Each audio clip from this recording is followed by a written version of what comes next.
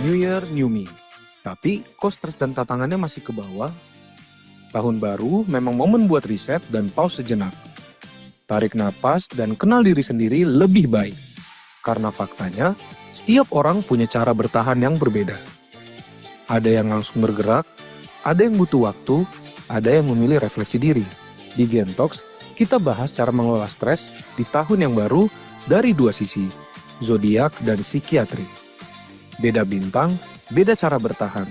Yuk sama-sama kita simak pembahasannya di Gentox hari ini.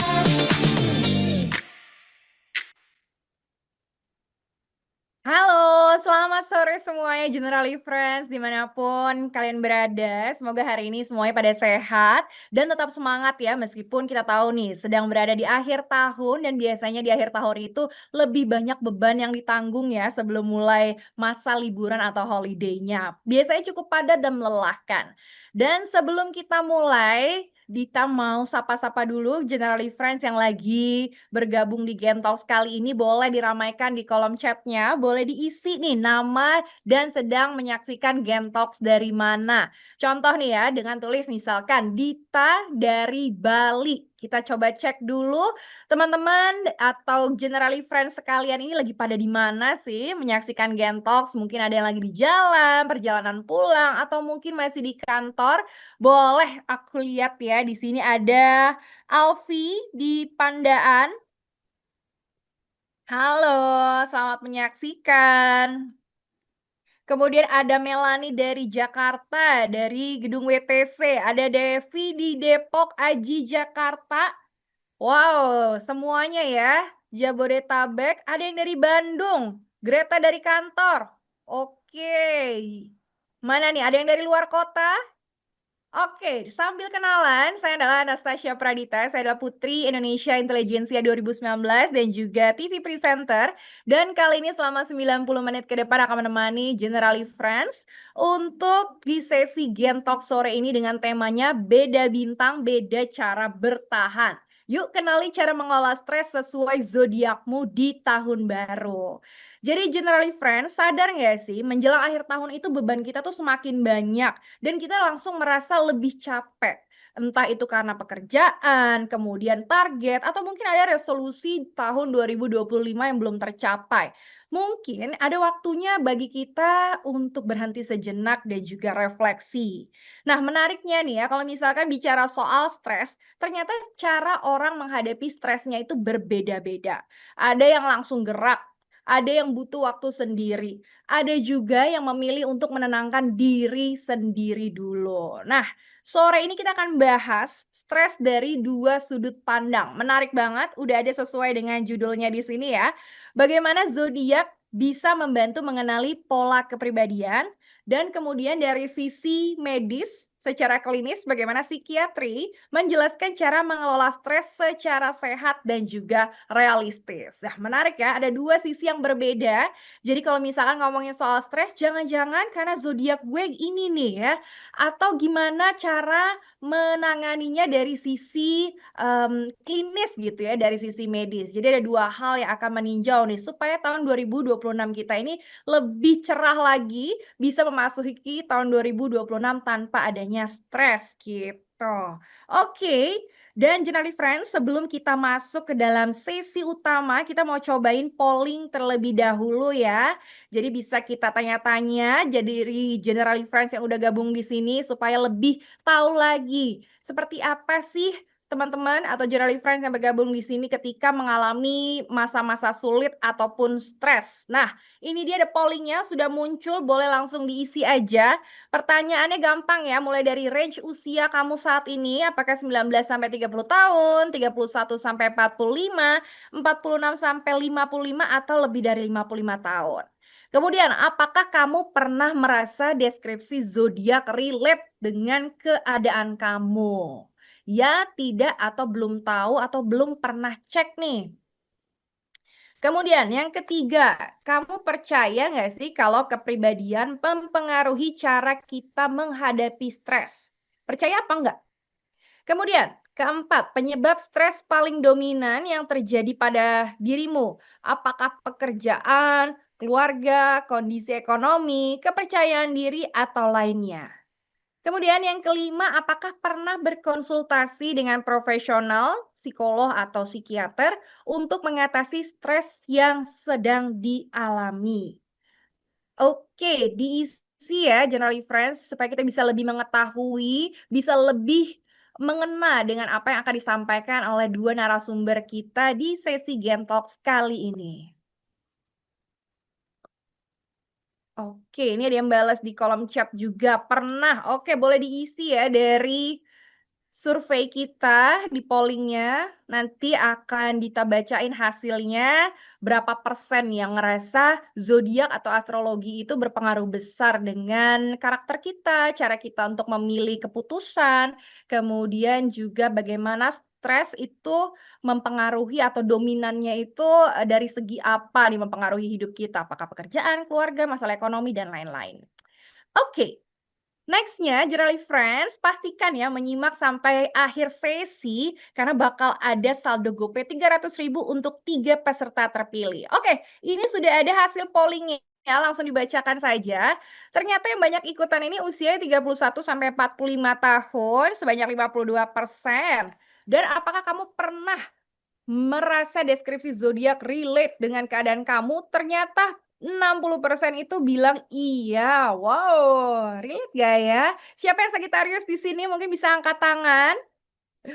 Oke, dan yang ketiga, kamu percaya nggak sih kalau kepribadian mempengaruhi cara kita menghadapi stres? Yes, 90% percaya.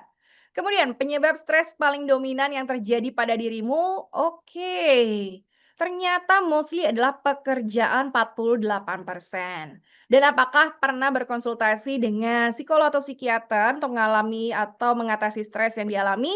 Belum pernah. Oke, jadi rata-rata semuanya itu punya masalah stres akibat pekerjaan, tapi belum pernah konsultasi dengan psikolog atau psikiater. Oke, mungkin kalau cerita sama teman-teman atau support system udah pernah, kurang lebih bisa membantu juga ya. Oke, next ya tadi sekaligus ngingetin ya, kita akan bagi-bagi hadiah, akan ada saldo GoPay sebesar Rp300.000 untuk 3 orang, peserta terpilih Generally Friends yang menyaksikan sampai akhir sesi, yang mengajukan pertanyaan menarik di sesi Q&A. Jadi kalau misalkan ada pertanyaan, dari sekarang juga boleh langsung diajukan saja di feature Q&A di bawah sini. Jadi jangan gunakan kolom chat, tapi gunakan feature Q&A-nya, bisa langsung berikan pertanyaannya, bisa ditujukan sama narasumber yang mana. Untuk 3 pertanyaan terbaik nanti akan dipilih dan dikirimkan saldo GoPay masing-masing senilai Rp100.000 untuk 3 orang pemenang. Oke, sekarang kita akan lanjut ke narasumber pertama kita. Kali ini kita akan perkenalkan Kak Kevin Santoso Budiharto atau yang dikenal luas dengan nama Early Theory. Ada yang pernah di sini lihat postingannya dari Early Theory atau yang sudah follow? Coba aku lihat dulu dari chatnya. Dan itu sudah gabung di sini. Halo Kak Kevin, apa kabar? Halo, halo, selamat sore Generali Friends. Gimana Baik, kabarnya? Baik? baik kabarnya. Gimana Puji nih Tuhan, baik. Sagittarius ramalan hari ini seperti apa? Oh, Waduh, gitu. waduh, waduh. Hari ini Langsung nembak ramalannya nih akan ke hujan ya, personal. kayaknya ya. Apa? Ramalannya hari ini akan hujan ya, kayaknya ya. Oh gitu. Ternyata kita ngomongnya sama ini ya peramal cuaca gitu. Waduh, benar, nggak nyambung Enggak, tapi jadinya. hari ini kita nggak ngebahas itu ya. Kita akan ngebahas Hmm, lebih banyak seperti apa sih dari zodiak itu memiliki karakter tertentu untuk mengatasi stres masing-masing. Kurang lebih kayak gitu ya, Kak ya. betul. Mhm. Dan ini menarik nih, akan dibahas selama kurang lebih 25 menit sama Kak Kevin. Tapi sebelum kita mulai, izinkan saya untuk membacakan profil singkat juga dari Kak Kevin. Jadi Kevin Santoso atau yang sering dikenal dengan Early Theory ini merupakan astrologer dan juga tarot reader yang aktif membagikan wawasan astrologi dan juga menelusuri ramalan pribadi maupun kolektif melalui media tarot. Melalui berbagai platform media sosialnya, Kak Kevin ini membantu banyak orang untuk mendalami potensi diri dan juga mempetakan perjalanan di masa depan melalui astrologi. Jadi menarik sekali ya, bisa membantu secara personal, apalagi kan banyak orang yang mungkin dalam posisi stuck atau buntu nih dengan problem yang dia punya. Dan ternyata astrologi berperan besar bisa menyelesaikan atau membantu ya, paling nggak menjadi clue untuk keluar dari masalah tersebut atau memberikan harapan nih untuk orang-orang tersebut. Benar atau benar nih Kak Kevin? Benar banget, setuju 100%. Hmm. Terus gimana di tahun 2025 ini banyak nggak sih klien yang mungkin punya persoalan stres begitu dan dibantu sama Kak Kevin dari sisi astrologi? Stres banyak ya, kebanyakan klien Hmm. saya itu tema paling besarnya di tahun 2025 itu ya kebanyakan stresnya soal pekerjaan, ketidakpastian mengenai masa depan karirnya mereka, banyak yang lagi melewati fase transisi juga ya gitu. Hmm. Ada yang baru aja meninggalkan pekerjaan mereka setelah 10 tahun bekerja, ada yang mau langsung lanjut kayak apa itu langsung terjun ya buka usaha sendiri. Ya banyak dari klien saya itu pada akhirnya lagi mencoba menjadi lebih independen ya atau paling tidak mereka itu mencoba mendiversifikasi source of income-nya mereka gitu. Jadi ya Hmm. kebanyakan ya itu kebimbangannya mereka dari situ tuh datang ke saya untuk konsul. Oke, yang ragu, yang bimbang itu bisa dilihat ya dari astrologi, juga peruntungannya gitu ya di tahun 2025 dan juga untuk mengelola emosinya. Betul. Oke, banyak sih kalau mau ditanya sama Kak Kevin. Jadi Hmm. buat generali friends yang mau tanya-tanya juga bisa langsung pakai di kolom Q&A-nya, bisa langsung ajukan pertanyaan ke Kak Kevin dan juga ke narasumber kita satunya. Nanti akan ada psikiater yang bakal bahas dari sisi medis. Nah, nggak panjang-panjang lagi, langsung aja aku kasih sesinya ke Kak Kevin. The floor is yours. Baik, selamat sore Generali Friends semuanya. Perkenalkan nama saya Kevin dari Early Theory. Ini saya sambil connect dengan share screen-nya saya izin ya. Seharusnya sudah muncul sekarang di layar dari slide presentation saya. Kalau misalnya kayak belum ada, bisa tolong dibantu ya diinfokan ya. Jadi di sesi kali ini kita akan lebih banyak membahas soal ya dunia perzodiakan, terutama dalam aspek bagaimana cara mengenali ya sumber stresnya kita masing-masing secara kepribadian berdasarkan astrologi, dan juga mungkin kita akan bahas tipis-tipis ya. Kayak saya berharapnya ini nanti dari Dr. Erikson nih yang bakal ngelanjutin juga mengenai bagaimana cara nge-coping ya, bagaimana cara kita menangani stres-stres yang kita alami ya dalam kehidupan sehari-hari ya. Yang pastinya nggak dipungkiri pasti akan terjadi gitu. Hidup itu kan naik turun ya kayak roller coaster ya.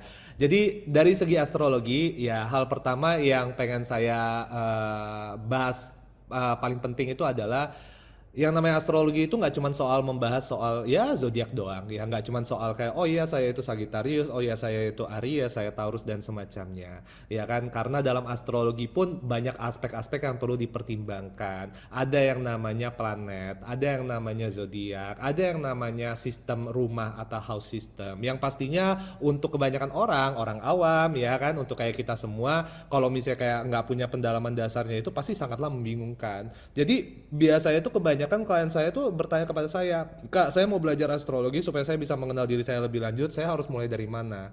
Ya kan? Nah di situ kayak kadang-kadang itu membingungkan ya untuk semua orang. Cuman saya bilang begini, astrologi itu kamu nggak bisa cari satu jawaban tok gitu. Misalnya, kalau misalnya kayak bertanya, oke lewat zodiak bagaimana saya cara mengetahui tipe stresnya saya seperti apa? Saya bakal bilang, oh kamu bisa mencari tahu karakter stresnya kamu dengan mencari tahu sun sign-nya kamu apa, zodiak kamu di matahari apa, zodiak kamu di bulan moon sign kamu apa, Mars sign kamu apa. Kamu juga bisa mencari tahu dari pemimpin dari tabel kelahirannya kamu, ruler of chart. Kamu juga bisa mencari tahu dari karakter dari planet yang menguasai zodiaknya kamu di berbagai planet yang berbeda ini. Dan jadinya kalau misalnya kayak saya udah ngomongin ini ya daftar satu demi satu nih, oh ya kamu bisa cari dengan cara A B C D ini, orang-orang bakal makin puyeng, ya kan? Jadi ya di sini ya secara mendasar aja ya gitu. Setiap planet yang ada di dalam orbit ya, kita itu pada saat kita lahir setiap planet itu berada di titik tertentu, dan di titik tertentu itu merepresentasikan zodiak di planet tersebut.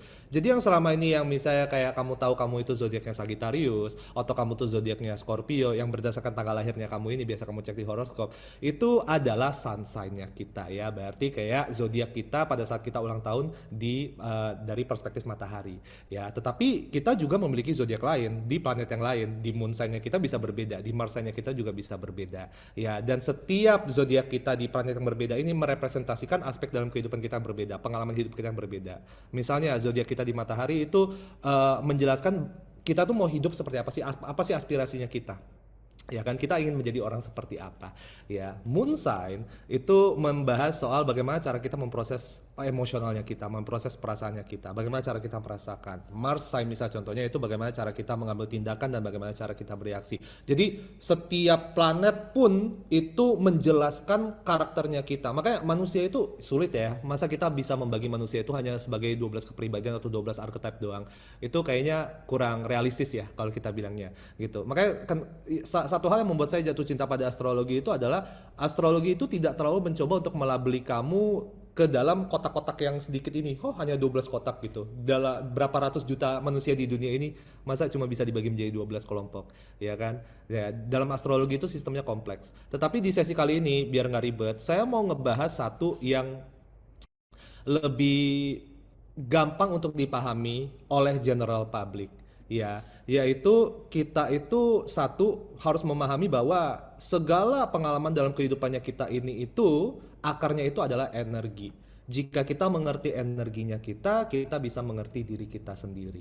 Ya, dan tentunya di dalam dirinya kita ini ada banyak energi yang berbeda-beda berharmoni menjadi satu, ya kan? Energi dari sun sign-nya kita, energi dari rising sign-nya kita, dari moon sign kita, Mars sign-nya kita, ya gitu. Itu teknisnya lah ibaratnya. Tetapi bayangannya itu adalah ibaratnya di dalam satu pabrik itu ada banyak orang yang memiliki tanggung jawab yang berbeda-beda, ya kan? Di dalam dirinya kita itu ibarat seperti pabrik juga. Ada banyak aspek yang bergerak dalam mekanismenya tersendiri, tetapi mereka berharmoni supaya kita bisa menjadi diri kita sekarang ini gitu. Saya Kevin ya, sebagai seorang Kevin, di dalam diri saya itu ada banyak mekanisme yang berbeda-beda yang bergerak menjadi satu. Dan kita itu dalam astrologi itu biar nggak pusing, kita perlu belajar untuk menerima dan memvalidasi energi yang menurut kita tuh paling cocok dengan kita. Nah di sini makanya kayak kebanyakan ketika kayak orang itu bilang sama saya, Kak saya takut kalau misalnya mendalami zodiak itu nanti jadinya cocok logi, saya kayak jadinya kayak agak halu aja gitu, kayak saya cuma mau pilih yang bagus aja untuk saya, ya kan? Tapi saya bilang that's the point, karena astrologi itu untuk mengenali diri kita. Ketika kayak kamu bilang bahwa kayak oh saya Scorpio makanya saya itu adalah A dan B dan C, kamu sudah mengalami progres dalam pendalaman diri, dan itu adalah hal yang sangatlah positif ya. Jadi memang ada banyak orang yang mungkin lebih resonate dengan sisi zodiak mataharinya mereka, ada yang lebih resonate dengan moon sign, Mars sign-nya mereka, whatsoever, ya kan. Jadi apapun itu, pilih salah satu dan coba kamu dalami di situ. Kalau kamu bilang saya cuma tahu zodiaknya saya, ya udah sun sign, ya kan. Ya udah dalami sebagai Sagittarius, sebagai Taurus, Libra, sebagai Gemini, ya kan. Kamu itu orangnya seperti apa, dan telaah responnya kamu mengenai pengalaman-pengalaman berbeda di hidupnya kamu ini, ya berdasarkan zodiaknya kamu, ya. Nah di sini yang tadi saya bilang everything is energy, ya. Jadi ketika kita memahami energinya kita, bagaimana energinya itu bergerak dan bereaksi, disitulah kita bisa memahami diri kita sendiri. Jadi di sesi kali ini supaya kita bisa mendalami bagaimana cara kita menangani stres dan apa itu ya tipe stresnya kita. Cara paling gampang itu adalah untuk memahami energi berdasarkan planetary rulership, ya, di mana setiap zodiak itu dipimpin oleh sebuah planet, ya, dan planet yang memimpinnya itu memiliki energi yang berbeda-beda. Energi itu akan membentuk personality dan juga karakter dan juga kepribadiannya kita. Jadi di situ udah paling gampang. Untuk di sesi kali ini nggak usah pikirin dulu tuh soal kayak apa tuh moon sign, apa tuh rising sign, apa tuh ini itu, nggak. Pikirkan tentang oke, zodiak kamu tuh apa? Misalnya kamu Sagittarius, ya kan? Nah, Sagittarius itu pastinya dipimpin oleh sebuah planet. Zodiak lain juga dipimpin oleh sebuah planet. Nah, di sini ya ada 7 planet berdasarkan Hellenistic astrology, yaitu Mercury, Venus, Mars, Sun, Matahari, Moon, ya ini 2 luminary ya, Sun dan Moon, bulan, Saturn dan juga Jupiter. Ketujuh planet ini masing-masing itu memimpin salah satu atau lebih dari satu zodiak. Nah, di sini saya udah bikinin daftarnya. Ya, planet Mercury itu memimpin zodiak Gemini dan Virgo. Planet Venus memimpin Taurus dan Libra. Planet Mars itu memimpin Aries dan Scorpio. Planet Moon atau kayak luminaris Moon ya atau bulan itu memimpin Cancer. Matahari memimpin Leo. Planet Saturnus memimpin Capricorn dan Aquarius. Dan terakhir planet Jupiter itu memimpin Sagittarius dan Pisces.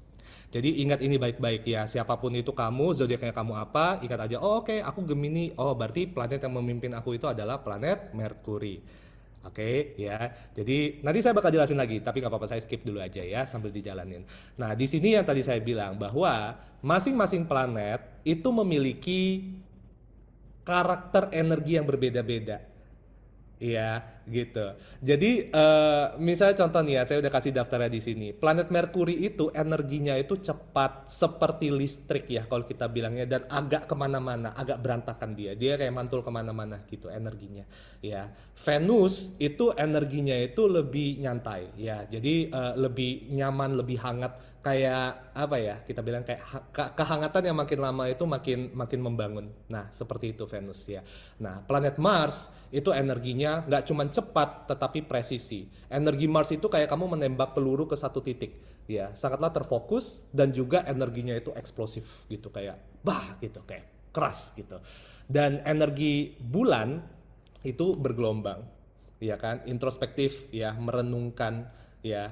Energi matahari itu all encompassing kayak serba ya serba meraba kita bilangnya. Iya, energi matahari itu transparan dan juga menciptakan visibilitas kemanapun juga. Ya balik lagi ya, matahari itu kalau misalnya kayak memang terbit kan semuanya kelihatan ya gitu. Planet Saturnus itu energinya terstruktur. Oke, tegas dan juga kuat disiplin. Dan energi Jupiter itu mengambang dan berkembang kayak balon. Semakin lama semakin ekspansi. Nah, setiap planet itu kan ada energi yang berbeda, dan energi yang berbeda ini sedikit atau banyak itu membangun karakter dari zodiak yang dipimpinnya. Oke, nah disinilah kayak kalau kita langsung melanjut aja ya, kita langsung mulai kita membahas soal korelasi energi planet ini terhadap zodiaknya kamu, terhadap tipe-tipe stresnya kamu. Kita udah mulai bisa menjelaskan secara mungkin lebih logika lah ya, sejauh logika itu bisa diterapkan dalam astrologi. Kita mulai dari planet Merkuri ya. Ingat yang tadi saya bilang planet Merkuri itu kayak listrik ya. Kalau kamu lihat dari sini gambarnya ya, kayak listrik yang kalau listrik itu kebeset kemana-mana, ya kan gitu. Dan Merkuri itu kan memimpin dua zodiak yaitu Gemini dan Virgo. Jadi sebenarnya zodiak Gemini dan Virgo itu memiliki tipe stres yang kurang lebih sama. Ketika mereka itu stres ya, ibaratnya kayak listriknya itu lagi sangsut, lagi ya konslet aja gitu. Jadi listriknya tidak bisa terkontrol ya. Jadi pikirannya mereka, pikiran para Gemini dan Virgo yang pada alaminya itu kayak bisa berpikir 10 hal sekaligus, pada akhirnya sekarang itu jadinya kayak agak on ya gitu. Mind fog itu jadinya kayak kita mau mikir tapi kok nggak bisa kepikiran, nggak bisa fokus. Dan oleh karena itu juga ketika Gemini dan Virgo itu lagi stres, pada akhirnya mereka akan prokrastinasi, mereka akan menunda-nunda pekerjaan, mereka akan menunda mengambil keputusan. Ya, pada akhirnya mereka jadi tidak bergerak, otak mereka tidak bergerak, mereka juga tidak ingin mengambil tindakan. Itu adalah typical stress behavior yang dimiliki oleh zodiak-zodiak merkurial ya kita bilangnya, yaitu Gemini dan Virgo. Nah, di sini coping mechanism mungkin selanjutnya akan dibahas ya dari sisi yang lebih saintifik ya. Cuman ketika energi Merkuri itu kan memang kalau misalnya lagi stres itu kayak kemana-mana ya, kayak biarpet gitu ya, kayak konslet. Ada baiknya untuk zodiak-zodiak Merkuri, Gemini dan Virgo itu untuk mencari kegiatan-kegiatan yang lebih rutin, yang tidak terlalu banyak perlu menggunakan otak untuk kayak memecahkan puzzle. Ya, jadi kalau misalnya kayak kamu lagi stres dengan pekerjaannya kamu, para Gemini dan Virgo, ada baiknya untuk kayak kamu itu, udah berhenti bentar, 10 menit, coba aku ngepel lantai dulu. Coba aku cuci piring dulu. Melakukan sesuatu yang nggak perlu pakai otak. Ya, di situ kamu akan belajar untuk menstabilisasi keadaan emosional dan keadaan stres behaviornya kamu ini. Nah, kita lanjut ke selanjutnya yaitu planet Venus ya. Planet Venus memimpin dua zodiak juga kebetulan, yaitu zodiak Taurus dan Libra. Oke, nah Venus itu saya selalu ngerasa energinya itu kayak detak jantung. Ya, ini gambarnya jantung ya kalau nggak kelihatan. Nah, energi Venus itu seperti detak jantung yang konsisten tetapi geraknya itu ya stabil, ya kan? Gitu. Nah, oleh karena itu pada hakikatnya zodiak-zodiak Venus itu adalah zodiak-zodiak yang perlu menjalani hidup itu perlahan-lahan, semakin lama semakin serius, ya. Taurus dan Libra itu nggak bisa kayak dari awal tuh langsung disuruh cepat, nggak bisa langsung disuruh kayak ini langsung dikerjain, ini langsung putusin, ya kan? Makanya kayak kebanyakan orang pada bilang Libra mah katanya labil dan sebagainya. Nah, ketika kayak mereka itu sedang stres, ya energi Venus yang sebenarnya itu lambat itu bakal semakin melambat lagi, gitu. Jadi ketika zodiak Venus kayak Taurus kayak Libra itu lagi stres, mereka akan jadi malas. bukan berhenti bekerja loh ya, bahkan mereka tuh jadinya kayak udahlah aku nggak mau kerja, aku mau cari hiburan saja gitu. Udahlah gitu, aku nggak mau ini, nanti aja deh gitu. Ya, berusaha untuk tidak memikirkan sesuatu. Tetapi nggak cuma itu juga. Zodiak Venus itu adalah zodiak yang sangatlah terikat dengan emosionalitasnya mereka. Jadi ya biasanya itu Taurus dan Libra yang stres itu geser dikit tiba-tiba jadi depresi. Jadi ngerasa bahwa kayak aduh saking sibuknya aku, saking stresnya aku, kayak aku ngerasa kayak nggak ada makna deh kehidupan ini. Jadi oleh karena itu zodiak-zodiak dengan pemimpin planet Venus itu sangat disarankan ya kalau saya bilang untuk lebih banyak stay in touch dengan sisi spiritualnya mereka. Perbanyak meditasi, perbanyak ibadah. Itu salah satunya. Mencari makna dari hal-hal yang tidak terlalu duniawi. Ya, sangat penting juga untuk zodiak-zodiak Taurus dan Libra itu untuk banyak konseling. Ya, mungkin banyak melakukan konseling sesi dengan psikiater, dengan psikolog itu sangatlah direkomendasikan. Ya, dan sangat penting juga untuk zodiak Venus ya, Taurus dan Libra itu untuk memiliki rutinitas yang seimbang. Nggak cuma setiap hari itu hanya menjalani kesibukan, tetapi juga harus menjalani kesenangan. Kita lanjut ke zodiak selanjutnya, yaitu zodiak yang dipimpin oleh planet Mars. Mars itu energinya itu yang tadi saya bilang sangatlah presisi ya. Seperti kayak kamu itu membidik busur panah dan busur panahnya itu akan selalu mencapai satu target. Ya, energinya itu tidak pernah bercabang kalau misalnya dengan energi Mars dan itu akan diterjemahkan juga ke kepribadian zodiak Aries dan juga zodiak Scorpio karena dua-duanya dipimpin oleh planet Mars. Nah, tetapi karena ini adalah zodiak yang energinya presisi dan yang namanya hidup itu kan berantakan ya. Kita itu nggak selalu bisa mengharapkan hidup itu sesuai dengan harapannya kita. Dan ketika itu terjadi, ya ketika hidup itu tidak sesuai harapan, Aries dan Scorpio itu akan sangat gampang menunjukkan sisi stresnya mereka. Dengan cara apa? Dengan amarah. Amarah, frustrasi, dan juga ketidaksabaran. Yang pada akhirnya itu akan menjadi lingkaran setan gitu loh. Sesuatu tidak terjadi sesuai harapan saya marah. Tapi karena saya marah, itu juga tidak menyelesaikan masalah. Jadi makin stres lagi, makin marah lagi, dan sebaliknya mutar aja di situ-situ terus, ya kan? Jadi cara menangani ya karakter stresnya para Aries dan para Scorpio itu adalah satu, harus lebih banyak mengenali cara berpikir diri sendiri. Ya, karena kebanyakan kasus Aries dan Scorpio itu mereka itu kayak pakai kacamata kuda dalam menjalani hidup. Mereka ngerasa bahwa kayak oh, kalau misalnya masalahnya ini solusinya cuma satu. Mereka tidak memikirkan bahwa kayak oh, kita tuh harus jungkir balikin dulu, kita harus lihat nih, think outside the box ya kan? Apakah ada cara lain? Apakah ada cara berpikir lain? Jadi pendekatan untuk nge-reframe ya cara kita berpikir, nge-mind mapping, menulis ya masalah-masalah yang kita hadapin dan kira-kira seperti apa. Itu sangatlah membantu untuk para zodiak Aries dan Scorpio untuk nge-coping dengan stresnya mereka. Dan kita lanjut. Satu zodiak doang yang dipimpin oleh bulan ya, yaitu Cancer gitu. Nah, energi bulan itu ya kayak ombak gitu loh. Ya, jadi kadang ada, kadang tidak, kadang tinggi, kadang rendah, ya kan? Kadang sedih, kadang happy, kadang marah, kadang sabar, ya. Jadi Cancer itu sangatlah membutuhkan rutinitas dalam kehidupannya mereka, rutinitas yang nyaman ya. Dan ketika rutinitas itu tidak bisa mereka dapatkan, pada akhirnya sisi stresnya mereka akan keluar. Nah, seringnya sisi stres dari para zodiak Cancer itu sangatlah berhubungan dengan kondisi emosionalnya mereka. Ya, jadi emotional stress lebih kelihatan ya gitu. Jadi mereka bukan physical stress yang kayak Aries atau Scorpio yang kayak oh marah nih gitu, saya tinju dinding gitu, kagak ya. Cancer itu kalau misalnya stres ya nangis. Cancer itu kalau stres ya mengasihani diri sendiri, depresi, ya kan? Jadinya terlalu bergantung pada sebuah aspek kehidupannya mereka terhadap seseorang, ya. Dan ya pasti pentingnya untuk para Cancer ketika lagi stres itu ya mereka perlu menangani dengan baik dengan cara apa? Ya salah satunya itu adalah memastikan mereka punya emotional support system, ya. Pastikan mereka itu punya cara untuk mengeluarkan unek-uneknya mereka. Karena Cancer yang terhambat secara emosional adalah Cancer yang tidak baik ya kalau saya bilang, stresnya lama-lama jadi meledak lah gitu. Masalah Cancer itu sulit untuk marah gitu. Mereka itu pada dasarnya itu marah itu tidak membantu mereka untuk meredakan emosionalitasnya mereka karena akar dari emosionalnya mereka itu bukanlah amarah gitu loh ya, lebih kepada empati ya, lebih kepada antara kebahagiaan atau kesedihan ya, dan di antara dua itu mereka harus belajar untuk bisa menyeimbangkan atau menstabilisasi. Lanjut. Nah, zodiak yang dipimpin matahari cuma satu juga, yaitu Leo ya. Jadi matahari ya energinya kayak matahari gitu ya, cahaya kemana-mana ya kan. Leo itu ingin menjadi segalanya, Leo itu ingin dipandang oleh semua orang. Kalau kamu mau bilang oh berarti itu Leo makanya mereka narsis, mereka itu kayak enggak juga sih. Menurut saya itu kayak Leo itu ingin mengambil peran dalam segala hal, bukan karena mereka itu mau dipandang ya gitu, lebih ke arah ya mereka ngerasa ya saya punya tanggung jawab dalam hidup ini untuk bisa berguna untuk orang lain gitu loh. Tetapi karena itu juga ketika mereka itu lagi stres, ya mereka itu sisi arogannya akan lebih keluar. Oke, gitu. Egonya mereka lebih keluar. Karena mereka ngerasa kayak saya udah kerja keras-keras, kalian nggak menghargai saya. Nih, sekarang saya stres, harusnya kalian itu membenarkan saya.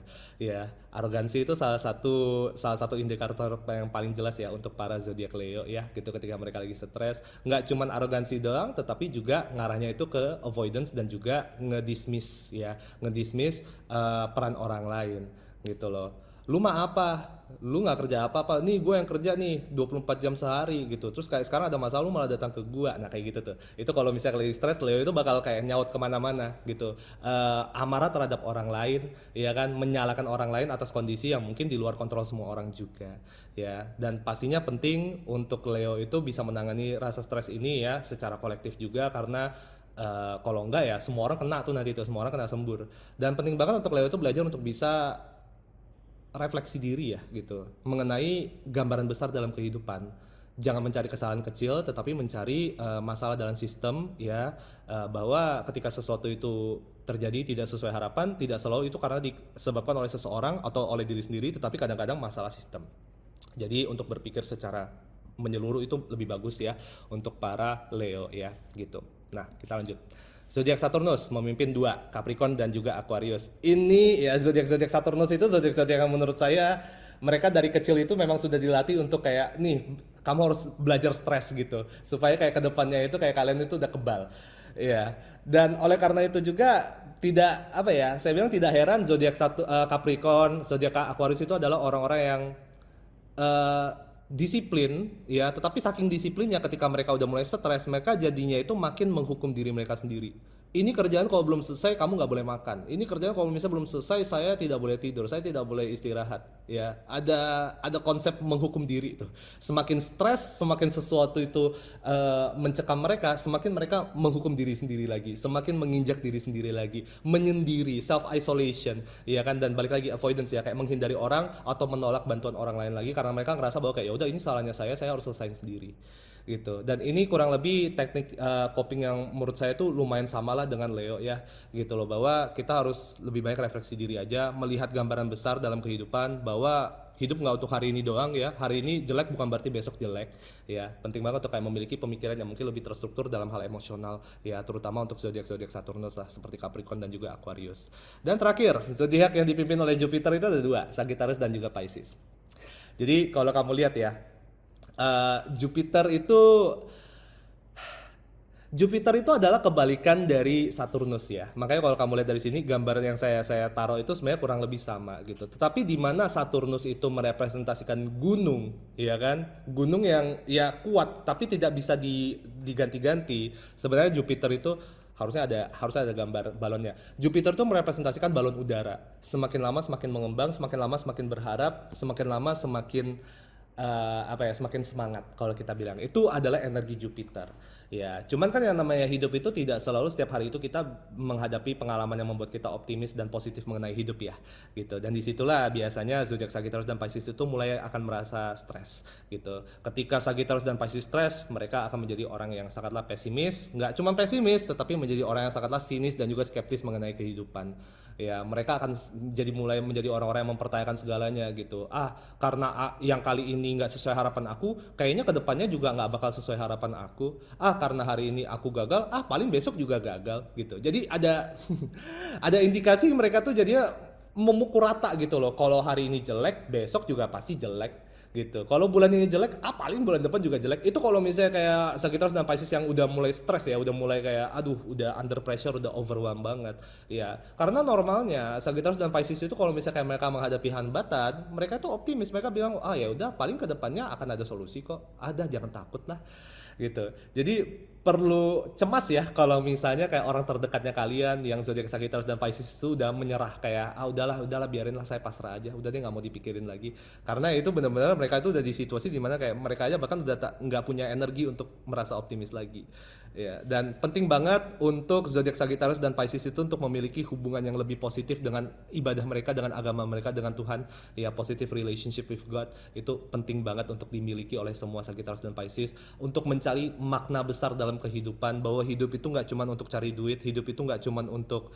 ya mencari kesenangan sesaat ya kita harus memikirkan jangka pendek tetapi juga harus memikirkan jangka panjang juga nggak cukup kalau misalnya jangka pendeknya tidak bergerak ya kan jadi looking at the bigger picture jadi ya itu semua zodiak udah saya cover dan saya bilang begini ketika kayak kita mulai memikirkan eh, keadaan energi apa kepribadian kita tuh berdasarkan signature energi yang dimana energi berbeda-beda Jupiter kayak balon udara ya kan Saturnus itu kayak gunung ya yang susah banget bergerak gitu kan matahari ya kayak Leo ya kayak matahari ya Cancer itu kayak ombak yang dikontrol oleh bulan ya Mars ya seperti panah yang lagi dibidik presisi Venus seperti detak jantung yang bervibrasi dan ya Merkuri yang seperti kebeset ya gitu ya kayak listrik ya di situ kayak kalian lebih bisa memaknai aja gitu oke kalau misalnya kayak saya itu seperti listrik berarti lebih ada resiko saya itu kalau misalnya lagi stres saya kerjanya jadi lebih berantakan lebih asal-asalan ya kan dan supaya kayak saya itu mungkin bisa menstabilisasi keadaan saya ini mungkin saya harus mengerjakan sesuatu yang lebih rutin dan lebih terstruktur dan lebih rapi ya sebenarnya mendalam astrologi itu kalau misalnya udah lebih bisa memahami hidup secara lebih simbolik ya, lebih gampang kok untuk dimengerti. Intinya begitu, Generally Friends. Terima kasih banyak atas sesinya. Pas-pasan ya, 25 menit lebih ya. Saya tadi takutnya selesainya 40 menit. Wow, thank you banget Kak Kevin. Seru banget ya untuk siapapun Baik. mau yang masih awam atau yang masih belum pernah ngerti nih mengenai astrologi, tapi benar-benar lebih ngerti tentang diri sendiri ya. Betul. Dilihat dari zodiak kita berdasarkan planet yang memimpin zodiak kita. Akhirnya ngerti gitu, oh kenapa ya karakter saya itu seperti ini. Dan benar banget, Hmm. ternyata kalau stres ada behavior yang relate tuh dengan Hmm. presentasinya tadi. Menarik sih. Dan ternyata orang-orang di sekitar kita nggak semuanya itu bisa kita semangatin ketika stres karena cara mereka coping dengan Memang. emosi atau stres mereka berbeda-beda tergantung Betul. dengan tadi ada planet yang memimpin zodiak-zodiak Betul. mereka masing-masing.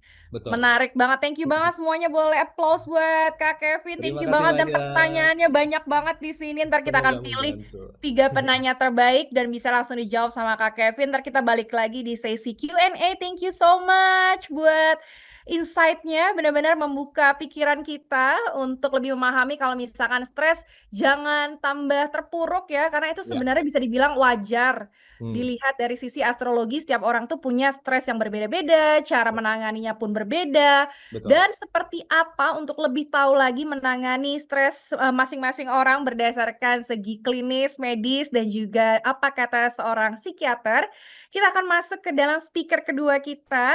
Hari ini kita akan lihat bagaimana stres ini bekerja dalam tubuh dan pikiran kita, serta bagaimana cara mengelolanya secara sehat dan berkelanjutan. Dan dengan senang hati, hari ini saya akan kenalkan narasumber kedua kita, ada Dr. Erikson Arthur Siahaan, SPKJ, seorang dokter spesialis kedokteran jiwa. Jadi yang mengaku sering stres tapi belum pernah ngobrol langsung dengan profesional, ini adalah sesi yang luar biasa banget karena bisa langsung tanya-tanya di sini, gunakan dari kolom Q&A-nya untuk langsung tanya ke Dokter Erikson yang bakal ngisi di sesi kedua. Sedikit sebelum ngobrol sama Dokter Erikson, saya sebutkan sekilas mengenai profil beliau. Beliau ini adalah lulusan Fakultas Kedokteran Universitas Indonesia dan aktif dalam praktik psikiatri serta edukasi kesehatan mental dengan fokus pada pengelolaan stres, emosi, dan kesejahteraan mental sehari-hari. Selain itu, Dr. Erikson juga dikenal sebagai pencipta modul terapi berbasis musik yang telah memperoleh rekor muri dan hak cipta resmi sebagai bentuk inovasi dalam penanganan kesehatan mental. Langsung aja kita sapa. Halo, Dokter Erikson. Halo, selamat sore Mbak Dita dan juga General Friends semuanya. Halo, sore. Lagi praktek, lagi di rumah sakit atau lagi di mana nih, Dok? Baru pulang nih, sengaja nih menyempatkan waktu harus sharing sama teman-teman General Friends semuanya. senang banget nih bisa diundang. Oke, seneng banget nih kalau misalkan, psikiaternya kayak Dokter Erikson ya, jadi semangatnya itu auranya positif nih, jadi nggak sabar untuk ngelihat sesinya, langsung aja aku kasih sesinya ke Dokter Erikson, the floor is yours. Baik, terima kasih Mbak Dita selaku MC. Selamat sore sekali lagi kepada rekan-rekan General Reference semuanya. Senang banget sore hari ini di waktu yang harusnya mungkin ya udah mulai pada ngantuk-ngantuk atau capek kerja, tapi karena tadi presentasi pertama juga sangat menarik banget ya tentang zodiak astrologi ya. Kebetulan kalau saya zodiaknya Leo ya, for your info aja nih teman-teman semuanya. Oke, saya share screen dulu ya.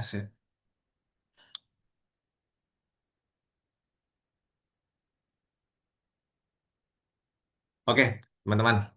Jadi pada sore hari ini kita akan membahas tentang sisi kesehatan mental ya, bagaimana stres itu bisa terjadi dan juga apa kaitannya dengan kepribadian kita dan juga bagaimana kita sebagai seorang individu itu bisa mampu untuk menentukan mekanisme coping apa sih yang baik yang dapat kita lakukan dalam kehidupan kita sehari-hari. Kalau tadi saya lihat dari sisi kuesioner ya tadi yang sudah disampaikan banyak banget tadi teman-teman general reference yang bilang bahwa stres yang paling sering itu di bidang pekerjaannya. Nah, ini saya akan bahas nanti teman-teman. Jadi sama-sama kita ketahui bahwa hidup itu kan penuh dengan berbagai tantangan nih dari kita bangun tidur ya ketika kita ada di jalan macet-macetan ketika kita udah sampai di tempat kerja kita mungkin ada load pekerjaan yang banyak mungkin juga bagaimana kita berelasi dengan pasangan kita dengan teman kita itu pun semua dapat menimbulkan sebuah stres menjadi sumber stresor stresor di dalam kehidupan kita. Jadi kita harus lebih mengetahui dulu nih teman-teman, apakah stres itu sebenarnya diperlukan dalam hidup kita, apakah stres itu harus dihindari, atau justru stres itu harus dihadapi. Jadi sebenarnya apa sih yang dimaksud dengan stres? Jadi stres itu, general friends, adalah reaksi seseorang ya baik itu secara fisik maupun psikis apabila dia harus menyesuaikan diri dengan lingkungan. Jadi apapun itu dalam kehidupan kita, misalnya kita ada di tempat yang baru, di tempat kerja yang baru, pindah ke lingkungan baru, ya, itu pasti kita akan mengalami yang namanya stres. Contohnya kalau teman-teman semuanya mahasiswa nih sedang menghadapi ujian atau general friends yang ada di kantor, ya, seorang ibu yang misalnya anaknya lagi sakit atau seorang ayah punya beban pekerjaan yang berat, gimana caranya menghidupi keluarga. Nah, itu semua adalah sumber-sumber stres yang kita hadapi. Dan reaksi seseorang itu dalam menghandle stresnya itu bisa berbeda-beda ya. Dan reaksi stres itu kalau terlalu berat atau berlangsung lama tanpa kita tahu caranya untuk bisa menghandle itu dengan baik, itu dapat menjadi stres yang sifatnya adalah buruk ya. Kalau kita ketahui stres itu akan dibagi menjadi dua. Ada stres yang nama istilahnya eustress, stres yang bisa membangun nih ke arah yang lebih baik. Contohnya, kalau saya saat ini misalnya menghadapi tekanan finansial, wah kurang nih gimana caranya untuk bisa menghidupi keluarga saya. Nah, stres itu ketika kita hadapi dengan baik, ketika kita akan dipaksa oleh keadaan, oh saya harus menghadapinya dengan memikirkan terus-menerus gimana nih caranya, oh atau mungkin saya harus ada kerja sampingan atau menambah sumber income lain. Nah itu ketika kita handle dengan baik itu bisa menjadi eh, sifatnya yang baik. Tapi ada juga stres-stres lain yang bila mana kita tidak bisa handle dengan baik justru akan menimbulkan reaksi psikis maupun reaksi fisik. Ya, jadi kalau teman-teman generally friends semuanya pernah dengar yang namanya mind and body connection itu ya, ada ada kaitan antara tubuh dan juga pikiran, saling berkaitan. Tubuh itu bisa mempengaruhi pikiran, pikiran pun bisa mempengaruhi tubuh. Ini kalau teman-teman bisa lihat semuanya ya, stres, bagaimana stres itu akan berdampak kepada tubuh kita. Ternyata kita lihat dari ujung rambut sampai ujung kaki semuanya bisa berdampak karena stres. Kalau kita tidak bisa handle dengan baik, contoh kalau di otak, orang yang stres berlebihan itu bisa mengalami sulit konsentrasi, cemas, depresi, moodnya nggak stabil, ya. Di jantung, ya, itu bisa bikin tekanan darah jadi tinggi, kolesterol naik, peningkatan resiko seseorang itu bisa serangan jantung atau stroke. Dan juga di kulit nih siapa teman-teman kalau misalnya yang sedang stres itu kulitnya jadi suka kayak gatal-gatal, jadi merah-merah, ya. Dan juga kalau misalnya di otot atau di tulangnya kok jadi kayak gampang nyeri-nyeri, gampang merasa pegel-pegel gitu. Bisa jadi bukan karena kurang gerak aja, tapi bisa jadi karena stres yang berlebihan. bisa juga mempengaruhi sistem imun seseorang. Jadi fungsi ketahanan tubuhnya akan jadi menurun. Contohnya dia jadi gampang sakit, dikit-dikit demam, ya. Dan juga sistem reproduksi pun bagi seorang perempuan maupun laki-laki itu dapat berdampak. Nah, jadi karena kita sekarang akan bicara tentang eh, stres, itu tidak jauh-jauh ya, general friends, berkaitan dengan sehat mental. Nah, kita bisa tanyakan nih ke dalam diri saya sendiri, ke dalam diri kita, apakah saya sudah sehat mental atau belum nih? Ya. Jadi, kapan sih kita dibilang sehat mental? Secara definisi itu kalau menurut definisi Badan Organisasi Kesehatan Dunia, yang dimaksud dengan sehat mental itu kalau teman-teman merasa sehat dan bahagia. Itu harus bisa didefinisikan oleh teman-teman sendiri, bukan kata teman saya, bukan kata pasangan saya, tapi tanyakan dulu secara subjektif kepada diri sendiri, apakah saya merasa sehat dan bahagia? Lalu yang kedua, ketika teman-teman mampu menghadapi tantangan hidup dan berkontribusi terhadap lingkungan sekitar, mungkin tantangan hidup kita masing-masing berbeda-beda. Bagi seorang ayah, ibu, pelajar, mahasiswa, semua punya tantangan hidup yang berbeda-beda. Apakah saya mampu menghadapi tantangan hidup? Lalu yang selanjutnya, ketika saya dapat menerima orang lain sebagaimana adanya, bersikap empati. Jadi kita harus tahu bahwa setiap orang itu punya eh, sumber stresnya sendiri, punya pengalamannya sendiri, punya latar belakang sendiri. Apakah kita mampu menerima orang lain? Bukan hanya diri kita sendiri yang ingin diterima. Lalu kita juga bisa bersikap positif terhadap diri sendiri maupun orang lain. Jadi kita sadar, ya, kita sadar sebagai seorang individu kita punya keterbatasan, tapi di lain sisi pun kita punya hal-hal yang menonjol atau bisa dikatakan sebagai kelebihan diri kita. Jadi kalau kita bicara tentang komponen kesehatan mental, saya coba untuk membuat ini menjadi ringkas dan sederhana, itu dibagi menjadi tiga faktor. Tiga faktor yang akan menentukan kesehatan mental seseorang. Yang pertama adalah faktor biologi. Biologi itu berbicara tentang eh, faktor-faktor yaitu yang ada di dalam tubuh seseorang, contohnya genetik. Ya, kalau genetik itu kan bicara misalnya nih, ayah saya seorang yang pemarah. Nah, biasanya itu bisa menurun juga kepada anaknya gitu ya, secara temperamen dia kok anaknya kok jadi suka marah-marah juga bawaannya. Nah, itu bisa jadi karena ada faktor biologi atau keturunan seperti itu. Contoh, yang kedua lagi komponen kesehatan mental adalah psikis. Psikis seseorang itu contohnya bagaimana temperamen dia, kepribadian dia, ya, dan juga faktor sosial. Kita itu sebagai seorang individu, sebagai manusia itu pasti akan ditentukan juga oleh bagaimana lingkungan kita, ya, pola asuh orang tua kita, apakah dari dulu kita memang dimanjakan banget atau terlalu diturut-turutin atau memang kita tidak pernah didengerin selama ini, apakah memang terjadi keseimbangan di antara pola asuh oleh orang tua kita dan juga di mana sih kita dibesarkan, apakah di lingkungan yang contohnya selalu marah-marah, selalu tidak pernah dengerin saya. Nah, kita akan berkembang nanti menjadi sosok individu yang ditentukan juga oleh lingkungan sosial kita. Nah, kalau tadi Mas Kevin sudah bicara tentang zodiak ya, itu sangat menarik sekali dari sudut pandang astrologi ya.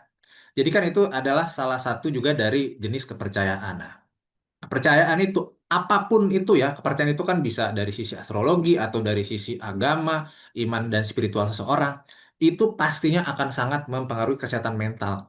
Kenapa? Ada beberapa alasan nih, generally friends semuanya. Yang pertama, karena kepercayaan itu akan membentuk bagaimana kita akan melakukan mekanisme coping untuk meredakan setiap stres. Karena setiap orang itu pasti punya cara untuk meredakan stres yang berbeda-beda. Kalau saya misalnya contohnya, kalau saya lagi rasa penat atau ngerasa banyak pikiran banget, mungkin dengan dengerin musik aja, musik yang menenangkan bisa tuh lebih stress release. Tapi untuk teman-teman yang lain mungkin belum tentu sama cara mekanisme copingnya. Oleh sebab itu kita perlu mencari setiap mekanisme coping yang kira-kira cocok untuk kita. Nah, salah satunya juga dengan kepercayaan ini. Dan dengan kepercayaan atau belief ini bisa meningkatkan resiliensi ketahanan diri untuk menghadapi berbagai macam tantangan hidup. Ya, dan dengan kepercayaan yang sudah kita bangun itu akan mempengaruhi pikiran dan cara pandang terhadap diri sendiri maupun lingkungan. Ya, emang tadi kalau bicara tentang zodiak itu kan pasti Mas Kevin yang lebih lebih tahu ya, punya sudut pandang yang berbeda. Tapi memang kalau dilihat di sini ada daya tarik psikologisnya nih. Yang pertama, untuk menjadi alat refleksi diri tadi banyak ya, banyak kelebihan atau kekurangannya, dan juga itu bisa memberikan kita apa ya, menemukan pola-pola ya, pola-pola bagaimana sih untuk mengenali diri kita atau karakter kita. Memang secara langsung itu tidak berhubungan dengan ilmu sains kedokteran jiwa, tapi ini bisa menjadi salah satu cara juga seseorang itu bisa membangun kepercayaan. Karena kalau dari sisi sains kedokteran jiwa, seseorang itu akan dibentuk kepribadiannya dari aspek tadi, aspek biologis, psikis, dan sosial. Ketika seseorang itu mengalami satu aja hambatan atau masalah, misalnya di bidang sosial, itu pasti akan berpengaruh terhadap kesehatan mental dia. Nah, seseorang itu akan ditentukan, teman-teman semuanya, kepribadiannya itu yang pertama yang membentuknya adalah temperamen dulu nih. Temperamen tadi yang bawaan dari biologis. Biologisnya itu bisa bawaan dari orang tua atau faktor dari genetik. Kalau secara garis besar itu akan dibagi nih menjadi yang namanya, kalau teman-teman sering dengar, ada kepribadian yang namanya kan melankolis, kolerik, sanguin, flegmatik ya. Nah, kalau yang melankolis ini langsung aja kita lihat nih di sini. Ya, tipe-tipe personality ini sebenarnya tidak bisa juga sih selalu dikotak-kotakin ya. Oh, saya sanguin sejati. Ah, nggak ada juga sebenarnya. Pasti semua orang itu punya punya berapa persennya. Misalnya saya sanguin pasti punya sisi melankolisnya mungkin 10% atau 5%. Jadi sebenarnya ini tidak bisa absolut juga sifatnya seperti itu ya. Kalau misalnya orang yang dengan sanguin itu dia hangat, bersahabat, ceria, cheerful ya, antusias, ramah. Sedangkan kalau orang yang koleris itu dia punya kemauan keras, independen, punya visi, produktif, tegas ya. Kalau orang melankolis nih biasanya kan dia lebih ke arah pemikir ya, orang-orang yang di balik layar, tapi dia punya sifat tekun, disiplin, rela berkorban. Kalau orang pragmatis ya dia tenang, kalem ya.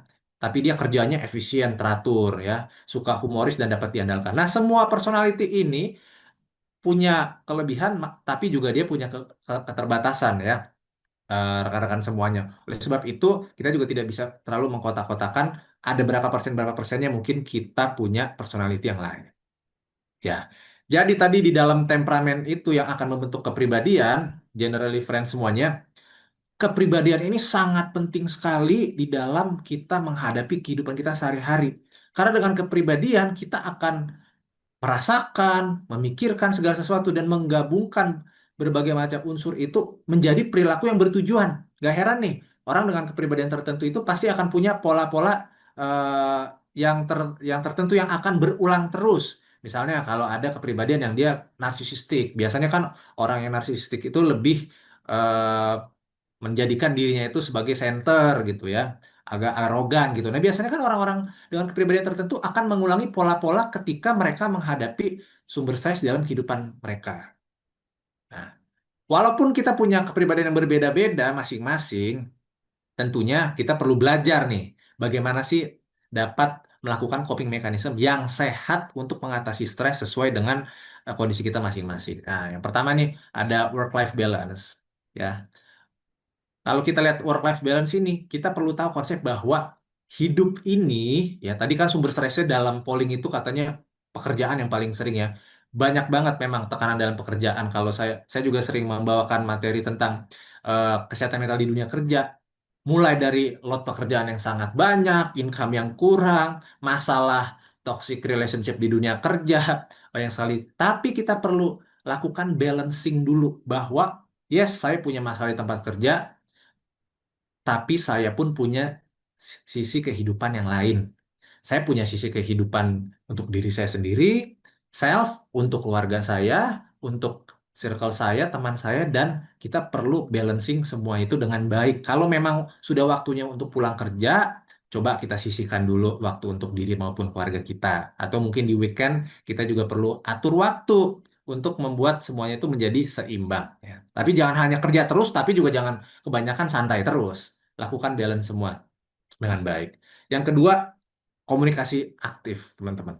Banyak sekali hal-hal sumber stres itu yang seringkali terjadi karena kurangnya komunikasi juga.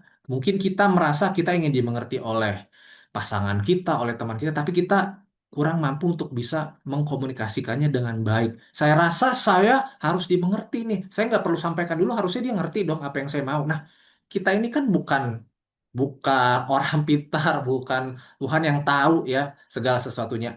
Seringkali kita perlu menyampaikan dulu apa yang menjadi keinginan kita agar orang lain mampu pahami. Dengan kita sampaikan saja orang lain belum tentu paham, apalagi kalau kita tidak sampaikan secara aktif ya. Jadi komunikasi yang efektif itu sangat penting sekali, esensial untuk membangun raport dengan orang lain, membangun kedekatan dan juga keintiman dengan orang-orang di sekitar kita. Lalu misalnya kalau generally friends sekalian misalnya sedang ngerasa oh, cemas banget nih ya, ngerasa cemas, ngerasa saya kok bawaannya sering gak nyaman ya kalau di tempat kerja atau dimanapun. Nah mungkin teman-teman juga bisa melakukan yang namanya terapi relaksasi di sini ya. Latihan terapi relaksasi itu adalah salah satu teknik yang bisa digunakan untuk mengurangi ketegangan dan kecemasan. Mungkin kalau lebih detailnya nanti teman-teman bisa buka di YouTube gitu. Tapi secara garis besar relaksasi itu latihan pernapasan untuk tarik nafas dalam lewat hidung, tahan beberapa detik, lalu keluarkan pelan-pelan lewat mulut. Kalau teman-teman bisa lakukan itu secara efektif, itu bisa menjadi hal yang baik juga untuk mengurangi ketegangan emosional. Lalu teman-teman juga bisa melakukan relaksasi otot ya. Seperti contohnya kalau ngerasa, oh kok kayaknya badan saya kok nggak nyaman ya, seperti itu. Teman-teman bisa lakukan nih relaksasi otot, cari posisi yang nyaman ya, bisa duduk atau tiduran. Justru teman-teman, generally friend semuanya harus lakukan dikencengin dulu nih otot-ototnya semua dari kepala, dari leher, badan, semua tangan, ya paha, kaki semuanya ditegangin dulu, ya benar-benar ditegangin semua secara simetris. Baru lama-lama teman-teman tarik nafas dalam, mulai keluarkan dengan santai nafasnya, lalu lakukan peregangan yang tadi udah ditegangin nih otot-ototnya, mulai relaksin pelan-pelan. Rasakan perbedaan yang tadi misalnya kayak dikenceng nih badan, lama-lama kok bisa lebih rileks ya, seperti itu.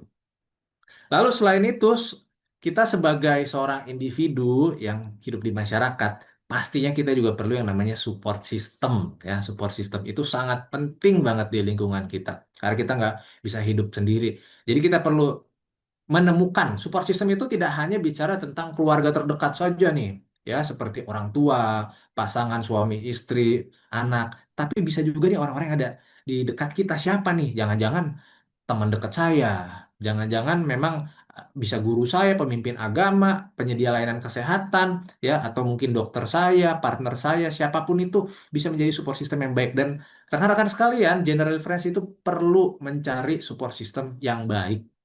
Karena dengan support system yang baik itu bisa membantu kita merasa lebih nyaman gitu. Dan membuat kita juga merasa kita tidak sendiri loh menghadapi segala sesuatu ini, tidak sendiri. Ada loh orang yang minimal kalaupun dia tidak bisa memberikan solusi yang kompleks-kompleks, minimal dia bisa menjadi pendengar yang baik. Ada kok ketika saya mau mencurahkan pikiran saya ya tentang perasaan-perasaan saya nggak nyaman. Minimal itu bisa menjadi pendengar yang baik. Karena dengan support system yang baik juga itu bisa mempengaruhi perilaku dan keputusan kita. Bayangin kalau support system kita itu nggak baik, selalu mengintimidasi kita, selalu underestimate kita, udah pasti kan itu akan mempengaruhi perilaku kita kan. Kita merasa tidak dihargai, merasa tidak bisa berkembang, terintimidasi terus. Dan juga dengan support system yang baik itu bisa meminimalisir rasa stres karena kita punya wadah untuk menuangkan tadi pikiran-pikiran yang tidak nyaman kita itu. Misalnya wadah gelas kita itu udah mau tumpah, udah mau bocor, kita tuang dulu dengan cara kita punya support system atau teman cerita yang baik. Dan juga support system itu akan membuat motivasi kita jadi meningkat. Kalau bicara tentang di dunia kerja, banyak sekali teman-teman ini yang saya dapatkan bahwa sebenarnya saya nggak terlalu suka, Dok, kerja di tempat ini selain memang mungkin ini untuk mengisi hidup saya dengan mendapat pendapatan yang lebih baik, tapi saya ngerasa teman-teman di situ, Dok, kayaknya support saya baik banget gitu ya, teamworknya baik, dan itu akan membuat motivasi seseorang itu menjadi meningkat. Temukan support system yang baik yang dapat membantu kita menjadi pribadi yang lebih baik. Lalu selain itu yang tidak kalah pentingnya, karena saya sampaikan tadi bahwa kita sebagai manusia itu ada mind and body connection ya. Apapun yang terjadi dalam pikiran, mental, emosional kita akan berdampak juga kepada tubuh kita. Semuanya saling mempengaruhi. Oleh sebab itu, kita juga perlu merawat tubuh kita dengan menjaga dan merawat tubuh kita. Itu pun akan menjaga kesehatan mental kita. Jadi kalau general reference semuanya baru bangun tidur ya, coba usahakan kita bisa tarik nafas dalam dulu nih. Apalagi kalau misalnya yang rumahnya di dekat situ ada pohon-pohon yang rindang, tanaman-tanaman, supaya kita bisa hirup oksigen yang baik yang akan membuat hari kita itu, mood kita itu akan jadi lebih baik. Yang pasti juga teman-teman sekalian udah tahu kalau kita perlu mempraktekkan olahraga yang rutin apapun itu yang rekan-rekan semuanya suka olahraga itu harus sifatnya aerobik juga ya. Yang mungkin teman-teman suka lari, ya kalau sekarang kan komunitas lari itu banyak banget. Mungkin bisa dibiasakan dulu, rutin dulu, nggak harus gabung dengan komunitas, tapi dimulai dulu. Yang penting adalah mulai dulu aja. Segala sesuatu itu akan baik kalau dimulai dan bisa konsisten seperti itu. Lalu selain itu juga sudah tahu ya kalau kita perlu menerapkan pola makan yang baik dari isinya ya, yang karbohidratnya ada, protein, vitaminnya ada, semua lengkap. Jangan kebanyakan oh karbo doang, makannya nasi aja yang banyak atau cuman makan daging doang. Enggak, semuanya kan harus lengkap jenis variasinya juga. Dan yang sering kita abaikan juga mungkin selama ini adalah tidur. Nah, tidur itu penting banget untuk menjaga kesehatan fisik dan mental kita. Ya, karena dengan tidur yang baik itu akan membantu untuk mendetoksifikasi racun-racun dalam tubuh, membuat pikiran kita juga tadi di recharge kembali, memori-memori kita juga dapat di recharge kembali, dan juga menjaga sistem kekebalan tubuh kita. Ini juga untuk selanjutnya ada tipe-tipe kita dalam rangka melakukan self care ya. Setiap dari kita itu harus melakukan self care dengan baik dalam sisi fisik, emosional, sosial, spiritual pun. Spiritual juga kita perlu kedepankan juga nih waktu untuk sendiri ya. Tapi jangan selalu sendiri terus, tapi kita perlu waktu untuk me time mungkin untuk merenung dulu apa sih, apalagi ini sekarang udah mau tahun baru kan. Tahun baru kira-kira apa yang saya sudah lakukan di tahun 2025 ini? Hal-hal apa yang saya perlu perbaiki agar di tahun 2026 saya jadi pribadi yang lebih baik lagi? Apa mungkin saya kebanyakan mager ya, kebanyakan negative thinking, kebanyakan kurang mau berbagi dengan orang lain. Nah, itu mungkin bisa menjadi sarana kita merenung ya. Lalu yang paling penting juga salah satu adalah berkoneksi dengan orang lain. Tipe self care yang lainnya secara personal lakukan hobi teman-teman semuanya ya. Dan juga kalau dalam dunia kerja kita perlu mengatur finansial kita juga dengan baik. Oke.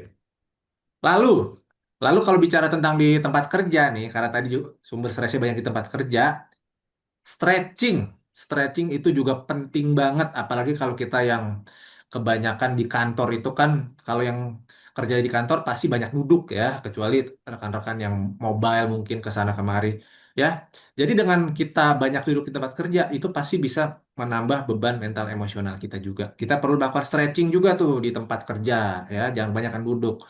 Kita bisa ulang setiap 30 sampai 60 menit di tempat kerja kita masing-masing dengan aktivitas yang ada di foto ini nih. Misalnya berdiri dulu, regangkan otot, ya, regangkan otot tangan kita, ya sambil duduk juga kita bisa eh, lakukan peregangan punggung kita, lutut kita, semuanya. Itu kalau diulang ya, sering dilakukan setiap ya minimal bisa 1 jam lah. Itu bisa meningkatkan fleksibilitas kita, memperbaiki juga sirkulasi ya, sirkulasi darah ke otak kita. Ya, dengan sirkulasi darah ke otak kita itu baik kan diharapkan pikiran kita lebih jernih lagi tuh, mood kita lebih baik. Ya, seperti itu. Lalu seperti yang saya sampaikan juga tadi, tidur yang berkualitas itu penting banget, general friend semuanya ya. Karena tahukah rekan-rekan semuanya bahwa tidur itu, aktivitas tidur itu ternyata kita lakukan di dalam sepertiga hidup kita itu habis untuk tidur. Bayangkan aja seberapa penting tidur itu ya. Jadi karena kan kalau misalnya ngerasa oh saya sulit tidur dok, nah mungkin bisa diatur nih, bisa dilihat nih kira-kira faktor apa saja yang bisa mempengaruhi tidur saya. Apakah saya tidur selama ini tidak teratur ya, mungkin kadang-kadang jam 10, kadang-kadang jam 1 banyak aktivitas yang saya lakukan, jadinya membuat otak kita bingung maupun jadinya sulit untuk tidur. Banyak aktivitas-aktivitas yang kita perlu evaluasi kenapa tidur saya mungkin terganggu selama ini. Dan kita juga perlu memberikan apresiasi kepada diri kita sendiri, bersyukur atas kualitas kecil yang membuat diri kita sampai saat ini. Apresiasi, kita perlu apresiasi diri kita. Meskipun rekan-rekan kita, orang di sekeliling kita saat ini belum bisa mengapresiasi kita, itu bukan tugas mereka yang utama. Yang utama, tugas untuk mengapresiasi itu adalah diri kita sendiri. Mungkin ada kemajuan-kemajuan kecil yang kita sudah lakukan selama tahun 2025 ini. Contohnya, oh, kalau dulu saya pribadinya suka terlambat, ya, terlambat dalam bekerja, masuk kerja, atau saya suka ogah-ogahan dalam olahraga. Apapun yang kemajuan-kemajuan kecil yang teman-teman bisa lakukan, apresiasi itu. Karena itu akan membuat diri kita itu menjadi lebih baik maupun bisa bersyukur atas apa yang sudah kita lakukan selama ini. Lalu beberapa slide terakhir dari saya, kita juga bisa membuat jurnal nih, ya. Mungkin ada general reference yang suka bikin apa namanya nih, catatan-catatan ya, buku diary selama ini, mungkin sejak dulu ya, sejak remaja mungkin atau sejak masa muda, yang suka bikin catatan harian itu ternyata punya manfaat besar loh di dalam kesehatan mental kita. Kalau rekan-rekan sekalian mungkin bingung gitu ya, saya pengen cerita ke teman saya tapi saya bingung menyampaikan pikiran saya. Mungkin ini saatnya bisa mulai membuat yang namanya jurnal ya. Jurnal tulisan apa aja, nggak harus tulisannya bagus-bagus atau bahasanya puitis. Yang penting tuangkan pikiran-pikiran ke dalam catatan harian karena itu bisa membuat koneksi logis nih antara perasaan, pikiran, dan perilaku serta menggali lebih jauh pikiran rekan-rekan sekalian. Karena banyak hal yang mungkin ketika kita tidak tuangkan dalam tulisan, kita tidak terpikir gitu. Tapi ketika kita udah tuangkan dalam tulisan, oh ternyata iya ya, ada loh pikiran-pikiran yang saya belum sadari selama ini. Saya bisa menggali koneksi dan secara logis dan itu bisa mengosongkan pikiran saya yang negatif. Dengan menulis, kita bisa memahami hubungan antara apa yang kita percaya dan mengapa sih kita melakukan hal tersebut. Ya, jadi pahamilah dalam hidup ini banyak hal yang tidak bisa kita kontrol, tapi kabar baiknya adalah ada loh hal-hal yang bisa kita kontrol. Dalam hidup ini, contohnya hal-hal yang tidak dapat kita kontrol adalah apa yang orang lain pikirkan tentang saya. Itu saya nggak bisa kontrol. Ya, saya nggak bisa kontrol teman saya mau mikir apa tentang saya yang negatif atau buruk, itu saya tidak bisa kontrol. Apa yang orang lain katakan tentang saya tidak bisa kontrol.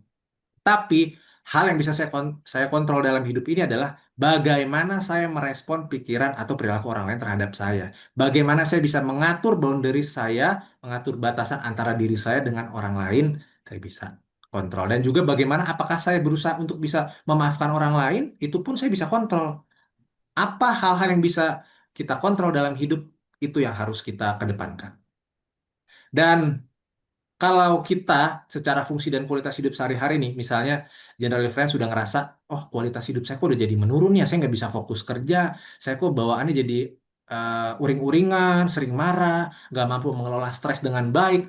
Kalau hal itu sudah terjadi, mungkin, mungkin ini saatnya kamu konsultasi ke profesional kesehatan mental. Kalau kita tidak mampu lagi tuh untuk menghandle, dengan saya cerita ke teman saya juga saya nggak mampu lagi nih untuk handle ini semua. Mungkin saatnya general reference untuk konsultasi ke profesional kesehatan mental seperti psikiater atau psikolog. Jadi sebagai kesimpulan, kesehatan mental merupakan hal yang sangat penting dalam hidup yang tidak dapat dipisahkan dengan kesehatan fisik setiap individu. Penting untuk kita bisa mengenali setiap sumber stres yang ada. Karena dengan pencegahan, tata laksana, dan mekanisme coping yang baik yang dilakukan secara tepat, itu bisa membantu fungsi dan kualitas hidup seseorang bisa tetap terjaga dengan baik. Mungkin itu materi sedikit yang bisa saya sampaikan. Maaf kalau agak telat. Terima kasih semuanya.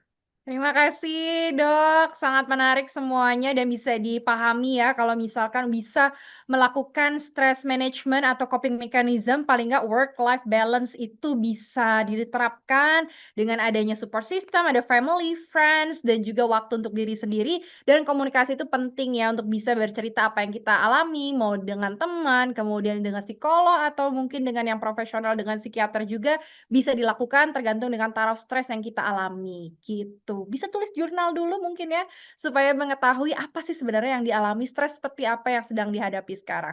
Thank you banget dokter, nanti kita akan balik lagi dengan pertanyaan-pertanyaan yang sudah diajukan oleh Generali Friends di sini. Oke, next Generally Friends, supaya kita bisa terus menghadirkan Gen Talks yang pastinya bermanfaat, jangan lupa juga untuk mengisi survei yang sudah muncul linknya di bawah sini, yang telah dibagikan di kolom chat. Jadi Generally Friends bisa langsung klik aja linknya. Dan ingat ya, 3 peserta yang beruntung akan mendapatkan GoPay senilai Rp300.000 untuk 3 teman-teman yang beruntung, karena memberikan pertanyaan yang menarik, dan persyaratannya adalah mengajukan pertanyaan di kolom Q&A, dan juga mengisi survei hingga selesai. Dan sambil Generally Friends mengisi survei, saya mau sedikit highlight nih ya. Sayangi diri sendiri itu bukan egois, tapi kebutuhan.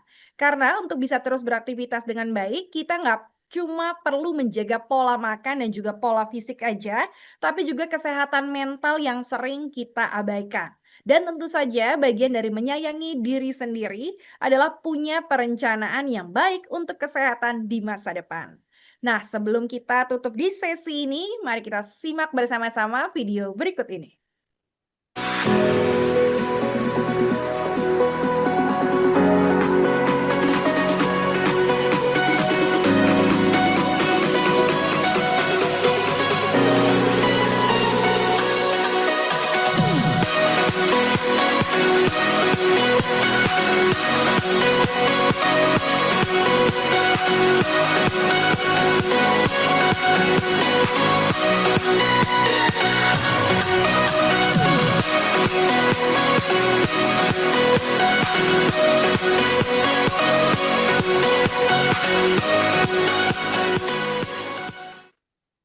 Wow, keren banget nih ya Generali Friends. Generali Healthcare Protection atau GHP. Ini adalah asuransi tambahan kesehatan yang memberikan proteksi aman dan bebas khawatir. Dengan GHP, kamu bisa nikmatin banyak keunggulan, proteksi aman, bisa berobat dengan tenang, dengan manfaat sesuai dengan tagihan, no claim diskon premi sampai 15%, no claim bonus tambahan nilai perlindungan kesehatan sampai 50%, bebas khawatir hingga masa mendatang. Dengan semua manfaat ini, GHP bikin kamu lebih siap menghadapi masa depan tanpa rasa khawatir. Apalagi kemarin baru gajian nih, jadi pas banget buat Generali Friends buat mikirin proteksi kesehatan. Jadi, yuk lindungi hidupmu dan keluarga dengan Generali Health Protection karena #hemat dari sehat. Sekarang saatnya masa depanmu dimulai dengan proteksi asuransi Generali Indonesia. Temukan info lengkapnya di www.generali.co.id dan mulai langkah proteksimu hari ini juga. Oke, kita masuk ke sesi berikutnya adalah sesi Q&A. Banyak banget pertanyaan yang sudah masuk di sini. Dan harus kita pilih 3 pertanyaan terbaik dari sesi ini. Dan saya akan pilih kali ini dari Karina. Pertanyaannya adalah, please help how a September female Libra can handle if the stress source is an Aries man, March born. Please help, SOS. I'm one of your super fan, Ko Kevin, Early Theory, so excited to be here. Ini adalah salah satu fansnya Ko Kevin ya, sama Kak Kevin. Jadi boleh dibantuin, ini adalah pertanyaan dari Karina. Gimana tadi? Jadi dia Libra, terus Dia Libra ya, dan dia ini stresnya sumbernya dari Aries Man yang lahirnya di bulan Maret. Oke, bisa ya, sumber stresnya kebetulan dari pasangannya nih. ya kalau gue bilang begini ya, Aries sama Libra itu kan tetanggaan. Jadi mereka itu kalau misalnya kayak dalam roda zodiaknya itu mereka tuh benar-benar kayak berseberangan banget 180 derajat. Itu yang kita sebut sebagai zodiak oposisi. Ya, makanya kayak kadang-kadang ada yang disebut sebagai sister sign kan ya. Jadi zodiak kembar tapi beda gitu loh, Aries sama Libra. Nah, kembar tapi bedanya itu apa? Ya, yang namanya Aries itu karena dia adalah zodiak pertama, ya kita selalu sebutnya itu kayak bayi gitu loh. Kebutuhannya itu lebih mendasar, lebih simple daripada kebutuhannya si Libra gitu. Ya, jadi di kebanyakan kasus dalam hubungan antara Aries dengan Libra, terutama kalau misalnya klien saya yang datangnya itu Libra duluan, saya bakal bilang, oke, coba kamu inventory dulu nih sekarang, kebutuhan kamu dalam hubungan tuh apa-apa aja, dan coba kamu bandingin dengan asumsi kamu terhadap kebutuhannya si pasangan Arisnya kamu ini. Karena most of the time kebutuhannya itu jomplang banget kak gitu. Kebutuhan Aries itu adalah ya yang penting ada, kamu ada di sini, yang penting kita makan bareng, udah cukup, I'm happy. Sementara sekali dicek ternyata kebutuhan Libranya itu mungkin cenderung lebih subliminal gitu loh. Aku pengennya kamu itu inisiatif bahkan sebelum aku minta. Aku tuh pengennya kamu gini. Jadi di situ kadang-kadang itu bakal menimbulkan banyak tegangan ya, tension yang kalau misalnya kayak tidak bisa di resolve dengan baik, ya lama-lama bakal nimbulin stres. Hal kedua juga yang perlu dipertimbangkan, terutama relationship related stress ya. Kalian tuh memahami modalitas komunikasinya kalian itu nyambung atau tidak gitu loh. Kalau misalnya di kebanyakan kasus para Aries itu kasih jawabannya itu langsung A, langsung B, langsung C, kadang-kadang kekurangannya para Aries dalam berkomunikasi itu adalah jawaban mereka itu kurang konteks misalnya Hmm, gitu loh. setuju, Misalnya si setuju. Libra nanya gitu, kamu udah makan belum? Paling Aries bakal jawabnya sudah. Sementara Libranya itu expect-nya kayak oke, tapi jelasin dong kamu makan apa tadi, makannya sama siapa, enak atau tidak. Sementara Libra, balik lagi Libra itu Venus kan ya gitu. Venus itu maunya itu agak lebih ngalor ngidul lagi gitu, bisa nggak elaborasi? Ya, di situ aja sih sebenarnya. Paling penting menurut saya adalah inventorisasi dulu nih gitu. Ekspektasi kalian dalam hubungan, kebutuhan emosional kalian dalam hubungan itu jomplang jauh atau tidak. Dan jika ada kejomplangan tersebut, gapnya itu harus usaha ditutup dan juga dikompromiin. Tidak selalu semuanya itu ngikutin caranya kamu, tidak selalu semuanya itu ikutin caranya dia. Nah, balik lagi kan gue nggak ngerti ya. eh Masalah yang menimbulkan kamu stres itu secara spesifik apa dari pasangannya kamu, nggak mungkin dong hanya gara-gara dia Aries terus kayak ya udah kamu jadi stres, kan nggak kayak gitu ya cara mainnya gitu loh. Tapi ya itu dua Setuju. sih biasanya sumber stresnya itu adalah satu, perbedaan ekspektasi atau perbedaan kebutuhan fulfillment dalam hubungan, yang kedua itu adalah perbedaan cara mengkomunikasikan. Dan itu Aries Libra sangatlah berbeda, satu angin satu api, dua-duanya juga benar-benar kayak tetanggaan, jadi 180 derajat langit dan bumi ya gitu. Tapi biasanya yang kayak gini juga bagus, saling melengkapi gitu, complementary. Gitu. Menarik ya. Jadi kalau misalkan Mm-mm. dilihat dua karakter yang berbeda karena sign-nya kebetulan ini saling jomplang begitu ya. Ya Tapi betul, ya harus lagi-lagi komunikasi ya. Salah satu yang bisa dilakukan dan inventory nih apa yang dibutuhkan dari masing-masing pasangannya. Kurang lebih gitu ya, kok. betul, betul. Dan nggak Oke. selalu semua hal itu beratnya harus setara. Hmm, Kalau misalnya kayak di dalam sebuah hubungan, saya itu kebutuhan emosionalnya lebih banyak atau lebih berat gitu ya. Bukan berarti oh saya itu lebih salah gitu, nggak bisa kayak gitu, ya kan? Jadi kan yang namanya hubungan tuh nggak selalu bisa gini loh, persepsi 50-50 itu menurut saya tuh harus didefinisikan ulang lagi gitu loh. 50-50 itu adalah sesuai dengan perjanjiannya kalian. Jika di dalam sebuah hubungan atau di dalam sebuah point of interaction, kamu itu bilang, oke, saya siap kok menerima 70% dari bebannya dan kamu ambil 30% dulu aja, nggak apa-apa. Next time, kalau misalnya ada kasusnya gua, ya udah gua ambil 20%, kamu ambil 80%. Jadi teori lagi-lagi 50-50 itu komunikasi menurut saya ya. tuh iya nggak bisa pukul rata terlalu kaku gitu ya dalam menjalani hubungan karena kebutuhan Kompromi ya. orang-orang Harus saling beda-beda. ngerti nih. Iya, apakah misalnya kayak yang saya bilang, saya ngerasa saya makan satu kali sehari aja saya ngerasa sudah cukup dan orang lain ada yang ngerasa mereka butuh 3 kali makan sehari, berarti orang yang 3 kali makan sehari itu rakus, kan nggak juga gitu. Oke, semoga Perbedaan kebutuhan. menjawab ya. Thank you banget Betul. pertanyaannya dan juga jawabannya. Dan next ini ada pertanyaan buat dokter dari Sekar Siregar. Pertanyaannya adalah mengenai tanda-tanda yang menjadi sinyal untuk diri kita kapan atau pada saat kondisi seperti apa nih kita sudah memerlukan penanganan medis seperti ke psikolog atau psikiater. Karena kan sekarang ini banyak juga orang yang langsung bilang, aduh gue stres nih, gue nih depresi. Nah kira-kira ada nggak sih mungkin indikasi kita harus datang ke spesialis atau ke profesional? Ya, baik, ini terima kasih pertanyaannya. Ini pertanyaan yang sangat relate sekali ya untuk kehidupan kita sehari-hari. Kalau bahasa sederhana yang bisa saya sampaikan, kapan kita harus mulai mencari para profesional kesehatan? Ketika fungsi atau kualitas hidup kita sehari-hari sudah mulai mengalami penurunan. Jadi kita harus tahu dulu nih, baseline kita selama ini seperti apa. Oh, selama ini saya bisa kerja dengan baik, bisa berelasi dengan baik, ya. Kalau kita sudah mulai ada fungsi kita keseharian kita yang sudah mulai mengalami penurunan di sini ya, ya, itu mungkin udah tanda sederhana kayaknya kita sedang tidak baik-baik saja. Jadi yang paling pertama itu kita harus tahu dulu kalau kita sedang tidak baik-baik saja. Kalau kita sudah tahu kita sedang tidak baik-baik saja secara mental emosional, disitulah kita mulai merasa bahwa kita perlu pertolongan.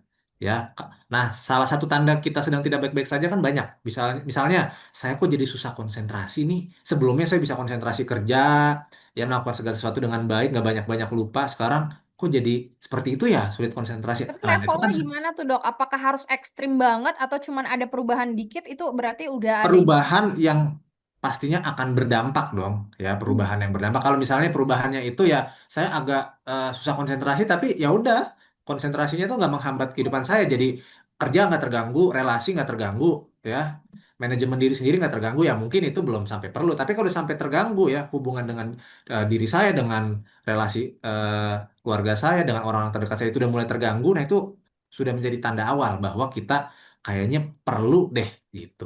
Kemana Kayak nih? kalau Ke misalnya saya psikolog sulit atau ke konsentrasi, psikiater? Heeh, ya langsung ke kalau misalnya saya contohnya saya jadi uring-uringan sementara doang nih sehari doang. Habis itu saya dengan tidur aja, oh udah saya udah baik-baik lagi.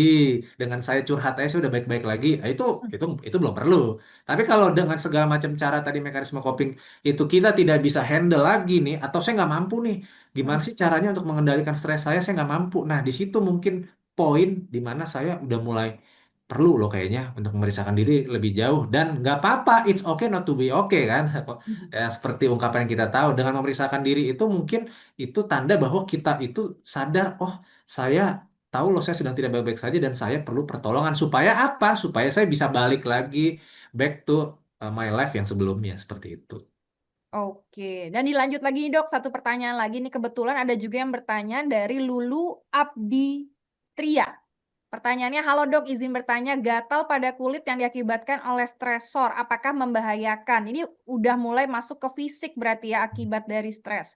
Kemudian, apakah ada konsumsi makanan atau minuman yang disarankan untuk membuat gatal dan stresor menjadi berkurang atau lebih tenang? Terima kasih dok. Nah, ini Ya, gimana nih dok? ya, jadi kan salah satu tadi kan gejala orang stres itu banyak ya, dari ujung rambut sampai ujung kaki. Salah satunya tuh bisa gatal juga. Tapi kita perlu bedakan dulu nih, gatal ini memang murni dari masalah stres atau memang ada hal lain. Jadi kita nggak bisa tentukan, oh ada keluhan fisik udah pasti karena stres. Belum tentu juga. Yang pertama kita harus tentukan dulu, memang saya ada alergi sesuatu atau enggak. Jangan-jangan kan saya dekat-dekat di tempat debu gitu kan, ya udah gatal-gatal ya itu kan bisa jadi. Tapi ketika kita tidak bisa nih identifikasi, ternyata kayaknya bener deh. Bukan karena alergi, bukan karena penyebab lain, tapi karena stres. Nah, gatal-gatal karena stres itu sih pada umumnya tidak membahayakan ya. Misalnya jadi bahaya banget sampai mengancam nyawa, enggak, tapi itu akan mempengaruhi kualitas hidup juga. Orang gatal mana ada sih yang nyaman kan, Ya, ya. mau jadi mau kurang gatalnya itu, konsentrasi. iya, gatalnya dari level 0 sampai 10 ya, taruhlah cuma level 1 doang, tapi kan tetap aja namanya gatal bikin orang jadi kebangun-bangun Terganggu. kalau tidur ya, terus juga dia nggak bisa rasa nyaman, sensasi nggak nyaman. Ya kalau dibilang membahayakan enggak, tapi membuat orang nggak nyaman pasti nggak nyaman. Seperti itu. Nah, tadi pertanyaan selanjutnya apa tadi? Bagaimana? Untuk mungkin ada saran nggak makanan atau minuman yang bisa mengurangi gatal atau stresor ini berkurang, Dok, secara alami aja gitu, apa Ya, yang harus kalau makan atau minum sebenarnya sih nggak ada ya. Itu tergantung setiap orang apakah memang dia punya nggak potensi alergi apa enggak ya. Ada orang-orang yang mungkin dia kayak makan keju, minum susu tuh jadi gatal-gatal ada. Tapi Mhm. yang paling penting kita tahu dulu nih sumber stresnya apa. Kalau memang gatal-gatalnya karena stres, ya sumber stres itu yang harus ditangani dan diselesaikan dengan baik. Ya, Oke. ya. Jadi sumber stresnya kita harus tahu. Kalau misalnya sumber stres saya tiap tiap akhir bulan kanker dok, kantong kering nih pendapatan kurang terus gitu ya, itulah kita harus kita handle. Oh mungkin saya perlu cari pendapatan yang lain gitu, seperti itu. Jadi Mhm. solusinya handle stresnya itu dengan baik, barulah gejala-gejala yang menyertainya biasanya akan berkurang gitu. Oke. Oke, thank you banget, Dok, untuk jawabannya. Jadi yang perlu diobatin itu adalah stresnya dulu ya, akarnya dulu. Untuk konsumsi makanan, sebenarnya makanan yang sehat juga pasti akan ngebantu ya kalau fisiknya, sehat dengan nutrisi yang baik, pastinya akan lebih baik mengontrol emosi dan pikirannya. Oke, kita balik lagi nih untuk ke Kak Kevin, pertanyaannya cukup banyak ya, jadi mau nggak mau ini langsung aja aku tambahin karena 3 pertanyaan aja nggak cukup, langsung aja aku borong. Ini pertanyaan ada 2 dari Lia Yulianti. Kak Kevin tanya dong, kira-kira zodiak apa ya yang lebih unggul dan bisa banget untuk manage stresnya di antara 12 zodiak yang ada? Dan kalau seseorang merasa coping style-nya kurang sehat, apakah zodiak lain bisa ngebantu mengenali alternatif cara mengelola stres? Oke. Yang pertama zodiak apa Menurut nih yang saya lebih nggak ada unggul? zodiak yang lebih lebih jago memanage stres sih. Antara Ya, gini, ada zodiak yang kesannya itu day to day-nya itu nggak terlalu sering stres, tapi nggak sekali kelihatan stres itu stres meledak gitu. banget gitu kan. Atau Mhm. ada yang setiap harinya tuh uring-uringan banget, tapi mereka nggak pernah sampai yang kayak luar Depresi. biasa breakdown gitu. Ya balik lagi ya, cara masing-masing. Kalau misalnya kayak kita ngelihat dari perspektif astrologi, cara orang mendalami apa stresnya mereka, cara mereka merespon itu kan berbeda-beda banget. Makanya kayak saya bilang ini kayaknya untuk kayak general public itu lebih gampang untuk memahami berdasarkan yang tadi saya bilang bentuk energinya beda-beda. Ada yang kayak petir, ada yang kayak gunung, ya kan. Contoh tuh kalau misalnya kayak Capricorn sama Aquarius tuh, itu mereka bakal sampai menggunung banget, habis itu tiba-tiba meledak aja, gitu. Ya kayak gunung berapi. Nah beda kalau misalnya kayak Aries atau Scorpio, ya kan? Planet Mars itu kayak saya meledak sekarang aja. Ngapain saya meledak nanti?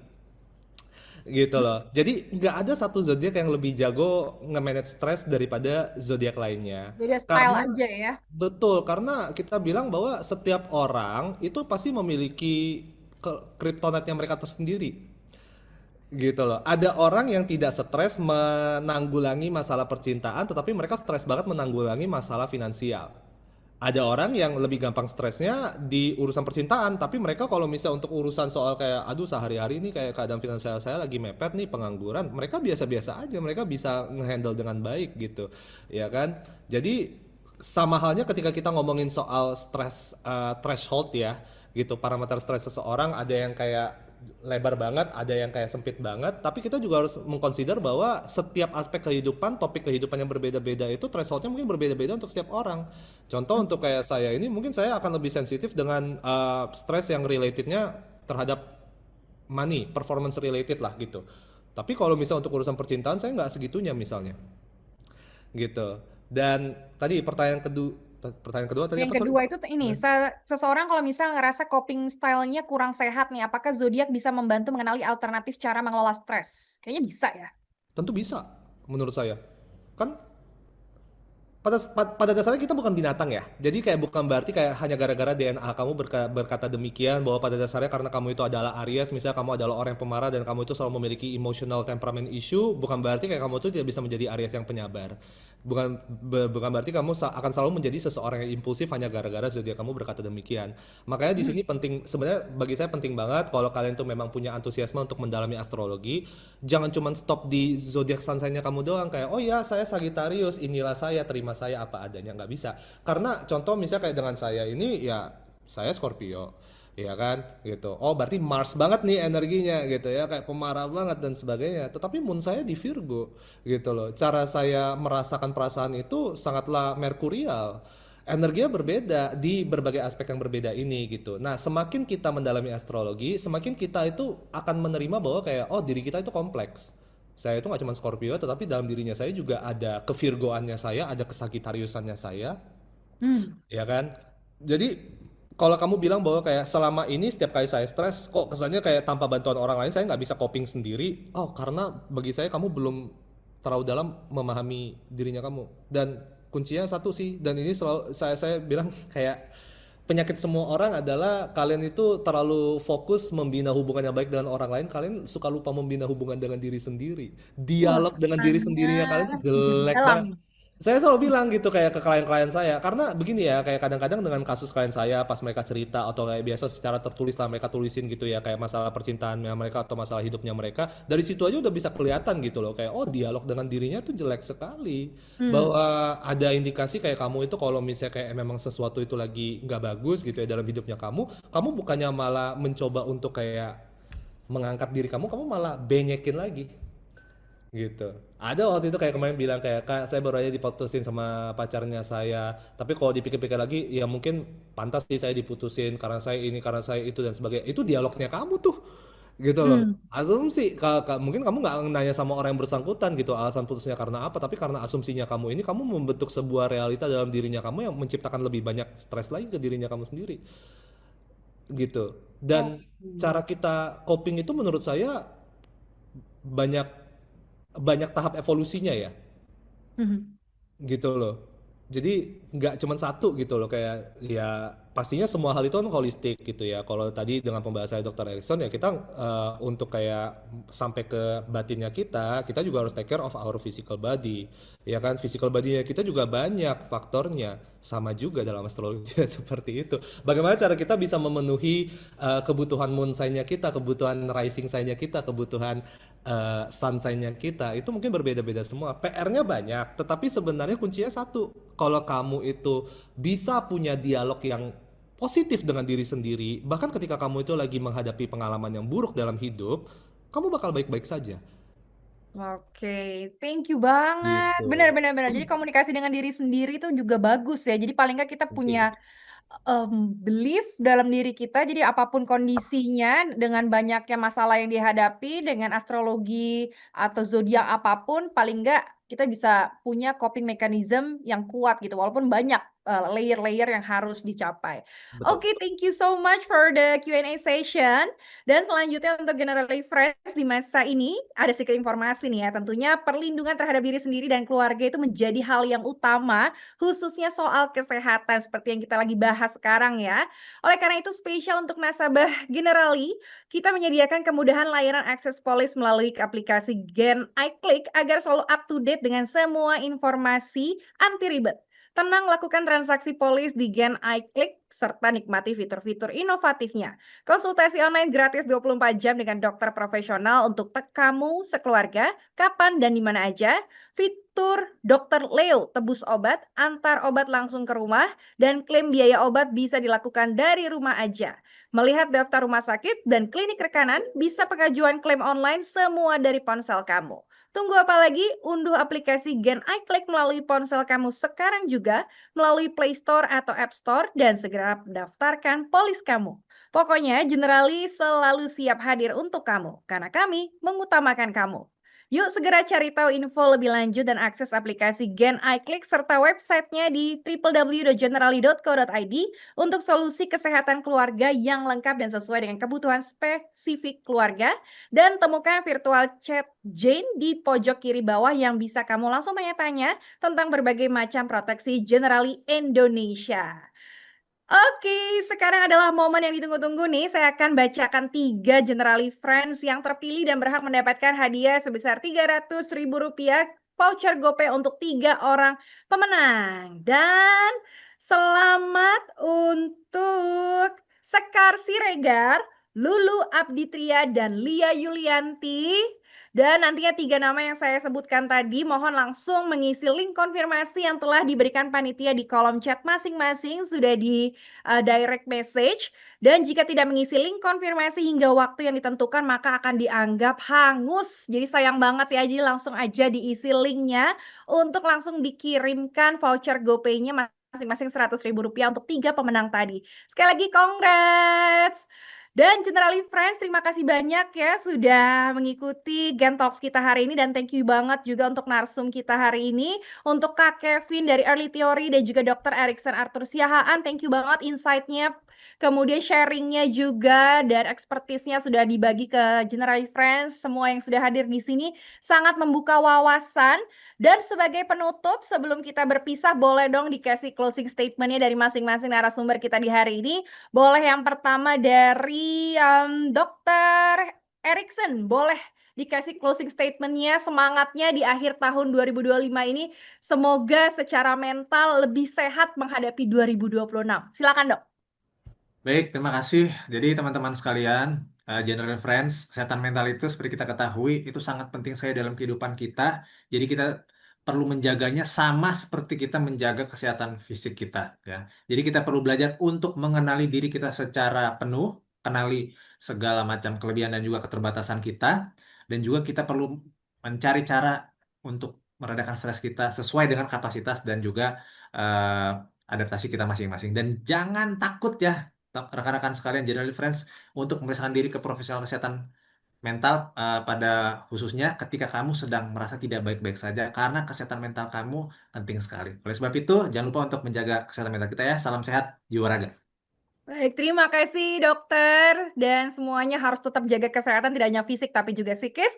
Dan nextnya ke Kak Kevin, bagaimana supaya kita punya optimisme menyongsong 2026 dari zodiak apapun, boleh silakan Kak Kevin. Ya pastinya masa depan akan jauh lebih baik dari masa sekarang ya gitu. Kayak kalaupun ada sesuatu hal yang perlu diharapin ya next year will always be better, tomorrow will always be better. Ya dan kalaupun ada masalah ya selama masalah itu ada di dalam kehidupan kita saat ini pasti masalah itu bisa terselesaikan dengan baik, ya kan? Dan selama selalu berkomitmen ya untuk mendalami hubungan dengan diri sendiri, nggak akan ada rintangan yang terlalu sulit untuk dilampaui. Gitu aja. Oke, terima kasih buat pesan positifnya untuk dua narasumber kita yang hari ini udah hadir. Setuju banget ya, setiap masalah itu pasti akan datang dengan solusinya. Jadi tetap semangat untuk menjalani 2025 yang tinggal beberapa hari ini dan lebih semangat lagi untuk masuk ke tahun 2026 dan terima kasih sudah mengikuti Gen Talk di tahun 2025 dan hari ini adalah Gen Talk terakhir di tahun 2025 dan kita mengucapkan terima kasih banget untuk antusiasmenya dan sampai jumpa di tahun 2026 nanti dan mohon maaf jika selama jalannya acara masih ada kekurangan atau yang tidak berkenan di Generali Friends. Dan akhir kata kita ucapkan Merry Christmas and Happy New Year for all Generali Friends. Sampai jumpa di Gen Talks berikutnya. Bye-bye.